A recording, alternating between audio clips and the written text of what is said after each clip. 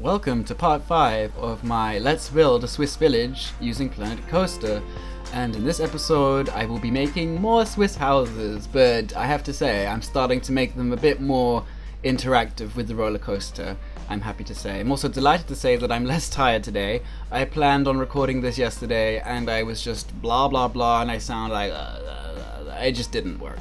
So forgive me for the lateness of this video because lots of stressful things have been happening in my life lately, and otherwise I would have put it up sooner. So I hope it doesn't matter too much about the lateness. Also in this episode I will be making towards the end a chief beef restaurant with an inside seating area because I had felt in some of my past builds I haven't really been taking advantage of making interiors, because I'm just so excited about making exteriors that I rush on to the next one. And I have noticed in many other Let's Builds that people seem to care a lot more about the interiors, and I'm going to try and do that. I'm just a bit not upset, but I'm just a bit annoyed at no benches, and I don't really ever feel satisfied with the furniture and stuff I make from the object. But once this game is released, there will be benches, so I'll be happy. And I really actually hope they do release benches and bins and things in this update, although I don't think it's likely. I did watch some of the developers talk about the update, and they had been watching lots of Let's Builders, and they had been saying to themselves, well, what are they using the pieces for? And we're going to make pieces for them depending on what they're actually using the pieces for. And I think that's fantastic. I'm so happy they're actually looking at what people are making and seeing that we're using some of these tools quite unconventionally. And I'm delighted in the fact that they're listening to us, they're watching us, and they are creating their pieces accordingly. That's fantastic. That's great. And I'm really happy and excited to see what they will be releasing in regards to that. So I think I will be leaving it there because that's all I really wanted to talk about today. There is not a great deal more that I can actually talk about as of now, but I know that will change in the near future once I start creating some of the outdoorsy elements. There's going to be some rock placements, some tree placements, some sort of mountainous looking areas, and some sort of mines. And I have an idea to make a bridge between two houses with a sort of wooden bridge. Something similar to what you saw in my haunted house build, but just something more, I don't know, wooden and, rustic and something like that. Sort of mine-ish, something like that. If you have any wonderful ideas that you would love to see in this build, I'm really happy to hear them because I feel I am exhausting a lot of my ideas, and I know millions of people out there have some wonderful input that they could put in, so just let me know.